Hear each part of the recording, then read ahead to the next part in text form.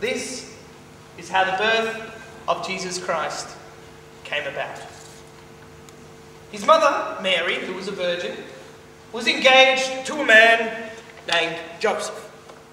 But before they were married, she was found to be pregnant through the Holy Spirit. Now, Joseph didn't know that it was the Holy Spirit that did it, but because he was a righteous man, didn't want to expose her to public disgrace, he had in mind to divorce her quietly. But after he had considered this, an angel of the Lord appeared to Joseph in a dream and said, "Joseph, son of David,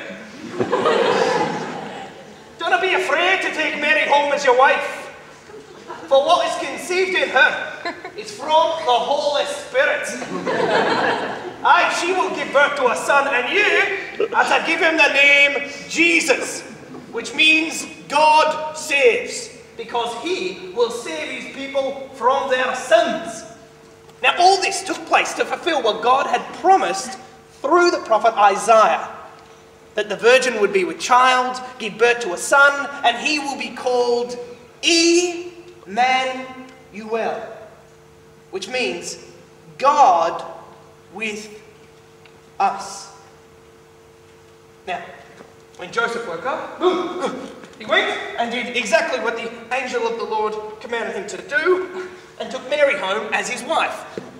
But he had no union with her until she gave birth to a son. And Joseph gave him the name Jesus.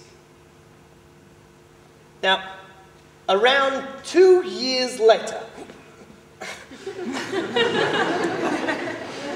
after Jesus was born in Bethlehem in Judea, at the time of King Herod, Magi from the east came to Jerusalem and asked, "Where is the one born King of the Jews? We saw his star in the east and have come to worship him." Now, when King Herod heard that there was this king of the Jews, he was disturbed, and all of Jerusalem with him. So he called together all the people's chief priests and teachers of the law and found out from them where the Messiah was to be born. "In Bethlehem in Judah," they replied, "for that is what the prophet Micah has written. But you, O Bethlehem, are by no means least amongst the rulers of Judah, for out of you will come a ruler who will be the shepherd of my people Israel." Then King Herod secretly called the Magi to him and asked them, found out from them the exact time that the star had appeared. Then he told them to go to Bethlehem, saying, "Go, make careful search for the child, and when you find him, report to me, so that I too may go and worship him." Now after the Magi had heard from the king, they went on their way. And the star that they'd seen in the east went ahead of them until it stopped over the place where the child was. When they saw the star, they were overjoyed. On coming to the house, they saw the child and his mother, and they bowed down and worshipped him. Then they opened up their treasures and presented him with gifts of gold and incense and myrrh. Now that night, while they all slept, the Magi were warned in a dream, "Do not go back to Herod." So they returned to their country via a different route. Then the angel of the Lord appeared to Joseph in a dream and said, "Get up! Take the child and his mother and escape to Egypt. Now stay there until I tell you, for Herod is trying to search for the child to kill him."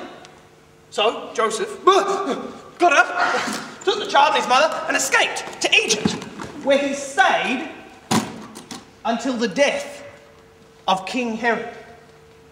And so was fulfilled what God had said through the prophet Hosea, that out of Egypt I called my son. Now, when King Herod